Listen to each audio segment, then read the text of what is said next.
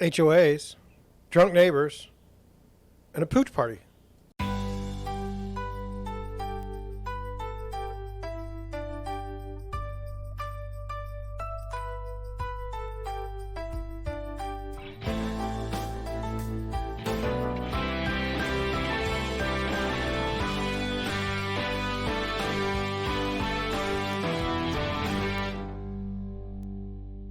Good afternoon. We have a action-packed show today as far as action that I do, which is sit in front of a microphone and talk. 3 stories. 1, HOA. Are they wrong? Or are they just enforcing the rules?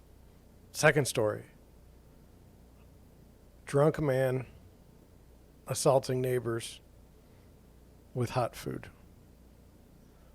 3rd story? Well, it's a heartwarming story. And I'll tell you about that more as we get to it. But we're going to do screen. We're going to do screen share today. Pretty exciting. Don't get to do that very often. And we will just go through it. So let's get into the first one now. It says, Belleville HOA continues fighting solar panels despite new Illinois law. And this is a story out of Belleville, Illinois, which is close to St. Louis, but it's in Illinois. And these homeowners, wanted to be green, and they got their solar panels, and they thought everything was good. But the homeowners association ordered to have them removed, took them to court, and then there was a new law passed that says that it's supposed to offer more protection, but it hasn't stopped the HOA from going after the homeowners. And so it's very interesting. So it says that they live in this homeowners association, and their HOA rules state that solar panels are permissible in the back of their home facing the golf course, but not okay in the front facing the street. So you can have solar panels, you just can't have them on the front of the house. So what they're trying to have is a very, very nice curb appeal.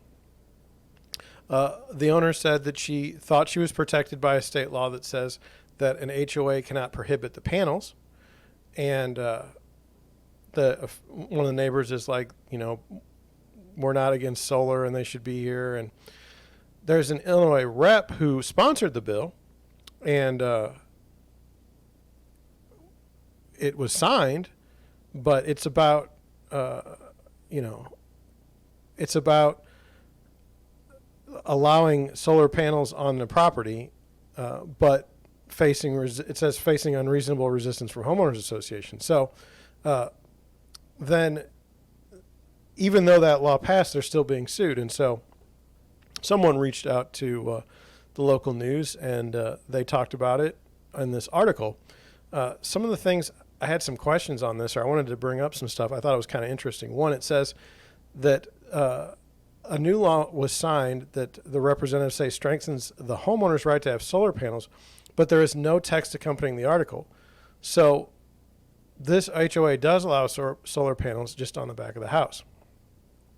And what's odd about this is the rep is quoted as saying, "We want people like the Basslers to feel welcome in Illinois."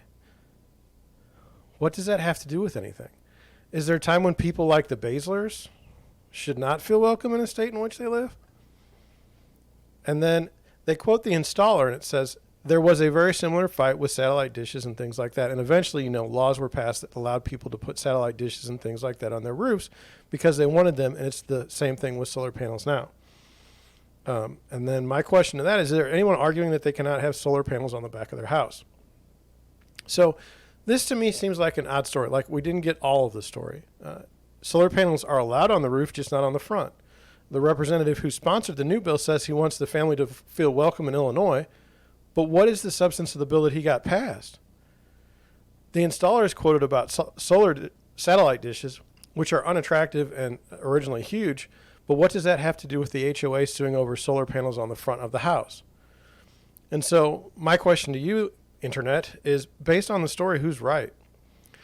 We've seen in Colorado where they have opened up the laws to include any type of sign. Is the same thing going to happen here? And then what should the homeowners have done? Should they have asked for permission from the HOA when they were considering getting the panels installed, or just barge ahead and leave whatever consequences that may happen up to legal interpretation?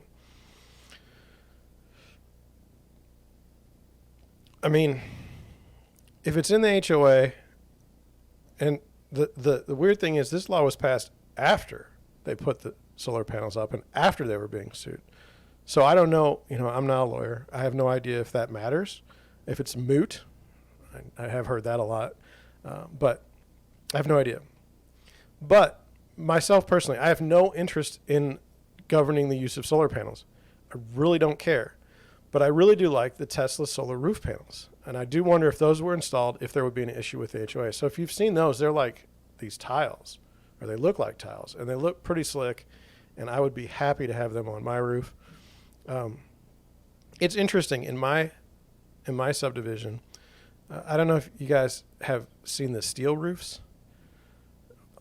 I mean, they say that it saves energy, and they say that they're less maintenance and stuff like that. I would consider getting a steel roof in my subdivision, but I'd be the first one to get it. And the last thing I want to do is fight like these people are fighting with the solar roof. I have no interest in fighting with anyone. So when my roof runs out, I'll have to get an asphalt shingled roof unless someone else in the neighborhood wants to take up the fight.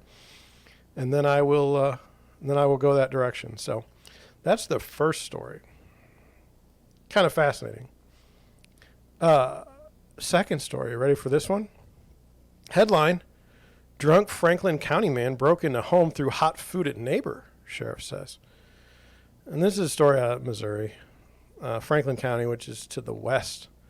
And it says that just the first line is pretty much all you need to know. Franklin County man is accused of breaking into a neighbor's home and throwing food from a grill at another person in Villa Ridge. So you have this neighbor. A woman called the police to report the neighbor coming into her home, thinking it was his. Then when she asked him to leave, he pushed her to the ground. And then there was another victim that was hit with food that he threw from a grill. And that's kind of interesting. It says the victim's shirt was stained from the thrown food, and he had visible injuries consistent with burn marks from hot food. And then witnesses had reportedly confirmed what had happened. So I wonder if he got burned. Poor fellow. I mean, I say that because he's obviously got some issues. He was taken for medical examination, and he was he'd kicked some of the deputies on the way. He had a tough night, basically. Wow. So where do I go with that one? So all I would say is really, and I haven't gotten it up. I'm going to have to get it in the back, but we're going to have this like a neighborly scale. And this was definitely not the neighborly thing to do. You shouldn't throw hot food on your neighbor, nor should you try to break in. Well, you didn't break in. I guess you just walked through the front door. And then finally, stories of drunk neighbors trying to enter the wrong apartment condo kind of makes sense. Have you ever seen they're all kind of like, if you see some of the condo complexes or the apartments, they look the same. And so if you're not paying total attention, I can understand that. And that does lead into our next article. Missing dog found in neighbor's apartment. Now, just from that, do you think that the dog was stolen? Do you think the neighbors stole the dog? Turns out no. Dog wasn't stolen at all. This cute little Australian shepherd was found inside a neighbor's home where it had been stranded for 4 days.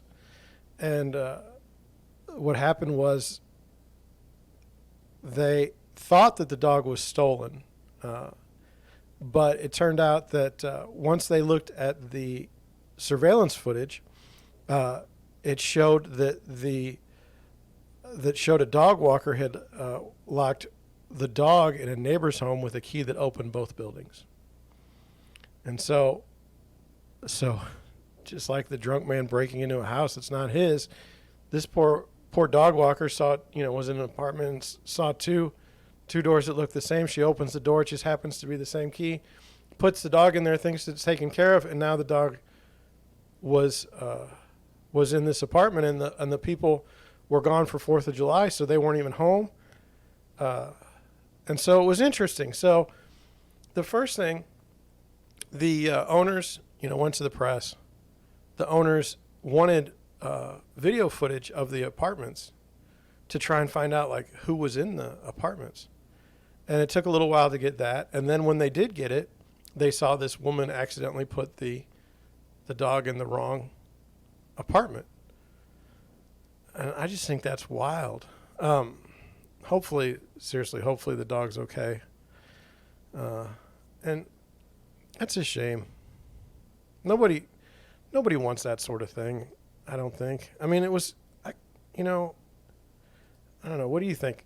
When you have a dog, poor thing, you're working and it doesn't get any exercise, it doesn't get to go out, and then you pay for a dog walker, and the dog walker accidentally puts him in a different apartment.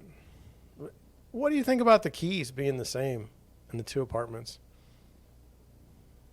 Kind of odd. I wonder if anybody knew that ahead of time. I don't know.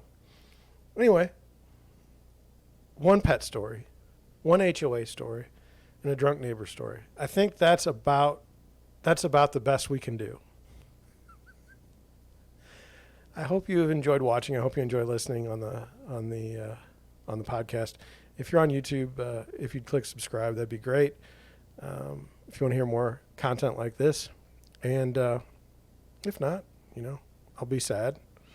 We have 29 subscribers now, which is just way better than most real estate agents. So I'll go for it. But thank you, and I'll catch you on the next one.